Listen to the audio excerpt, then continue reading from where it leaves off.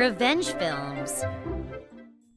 My name is Molly. I used to share a room in a mansion as I worked at the convenience store, but my friend was going to move in with her boyfriend, and I was in danger of having to pay all the rent by myself.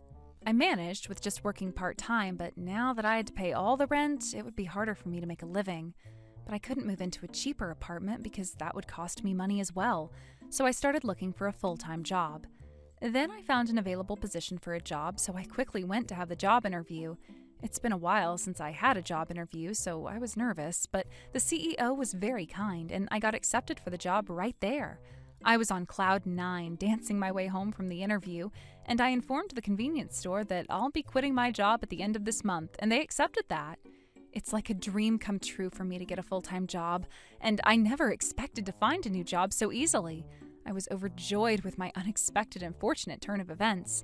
But thinking back, the job interview had some questionable aspects. Usually the interviewer would ask me more about myself, but he was willing to give me the job as soon as I entered the room. But I was pretty desperate to find a new job, so I didn't worry too much about it. And on my first day of work, I greeted everyone energetically. "Good morning. I hope you can take good care of me." I went to work half an hour before the work hours started, but unexpectedly, the CEO scolded me. "You're late. You know that today's your first day of work, so you have to be here at least an hour before." An hour? Coming half an hour early was already special for me, but after he told me that it was normal to come an hour earlier, I was honestly shocked. But I didn't want to get into an argument on my first day of work, so I wasn't able to say anything. He didn't tell me much about the company at the interview, but once I joined the company, it turns out that it was a small corporation managed by his family with nearly no employees. The husband was the CEO, the wife was the managing director, and the rest were 2 or 3 part-time workers, so it was a typical small business. The wife came to explain about my job when I was feeling confused. I found out right there that my job was doing basically everything at this company. It turns out that there were no full-time workers at this company, and there was no one who managed the part-time workers, which means that I'll be the manager on my first day at work. According to what I heard from the part-time workers later, they don't know where and what the CEO is doing every day, and the wife would just visit the company once in a while, not doing much work. So it was basically like they were making me, the full-time employee, do everything for them. What made it worse was that this company normalized working till late for free. So he was asking me to work for additional hours free when he told me to come an hour early. Sometimes they'll even make you work until midnight if you don't get it done in time. I was happy to get a job, but I went pale after finding out about the horrible working conditions. But because I already quit my part-time job at the convenience store, I wouldn't be able to pay for my rent if I quit. Although I know it was going to be hard, I had no other choice. As the part-time workers told me, my job was very hard. I had to do some cleaning early in the morning, and all the responsibilities were thrown to me. "Are you not done yet? We're going home now, but you better finish it, or else I'm not paying your salary." Like that, I had to work until midnight, and they even called me on the weekends, and when I was wondering why, "Hi, we have our relative's funeral today, so make sure you come," she said to me. "Huh? Why? I'm not your relative." When I said that, "You're basically our relative if you're a full-time employee at our company. Don't forget your condolence money. $300 should be enough." $300? I thought she had to be kidding, but I was scared to be fired, so I had no other choice but to prepare money for someone I didn't even know their face or name.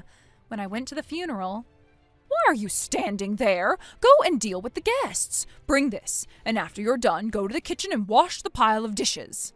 She made me work until the night, so I asked, do I get paid extra for this?" When I asked her, "Huh? What are you saying? Why would I pay for something you're responsible for doing?"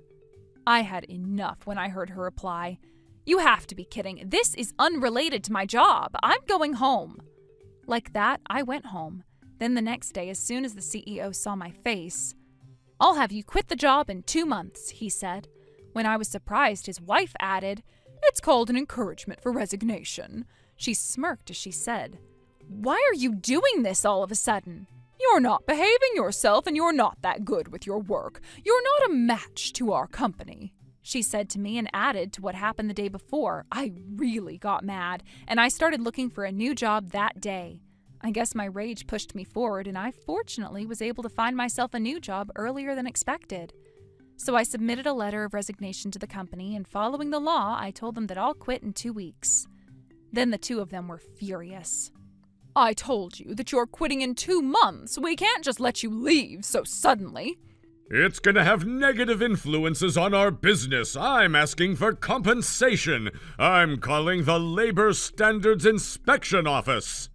He called the office on his phone, but I overheard their conversation on the phone, and it was absolutely wonderful. My employee suddenly told me that she was quitting her job, and that is affecting my business negatively, so I want to ask for compensation money. That was his claim, but as soon as he revealed that they had encouraged me to resign... You encouraged her to resign? Then there shouldn't be much influence on your business even if she quit.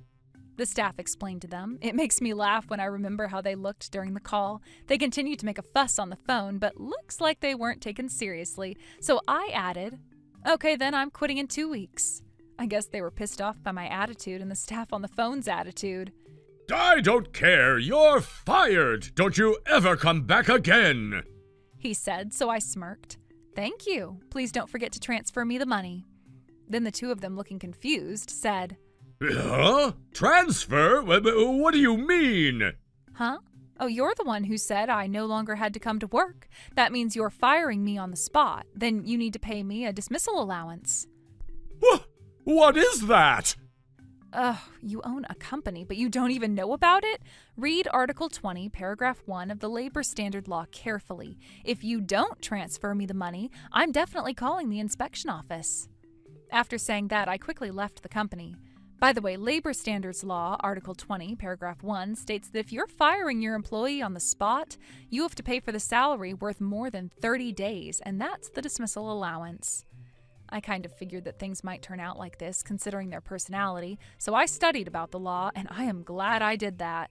I guess they looked it up after I left. Within a month, they transferred me more than a month's worth of salary, including the money I should have been paid for extra work on the weekends. I guess they understood that this was a big deal. After that, I was fortunately able to start anew at an ordinary working environment at a new company. By the way, I heard that they went bankrupt after being investigated by the Labor Standards Inspection Office. It turns out the staff who answered their call thought something was weird about the company and did some research, resulting in finding proof about their harsh working conditions, and with the testimony of the part-time workers, the company quickly went bankrupt. The full-time employees who used to work for them are also asking them to pay for the salary they should have received but hadn't, and I heard that they're in a lot of debt now, but they deserve it. How was today's video? If you enjoyed it, please subscribe, like, and leave a comment. Stay tuned for more.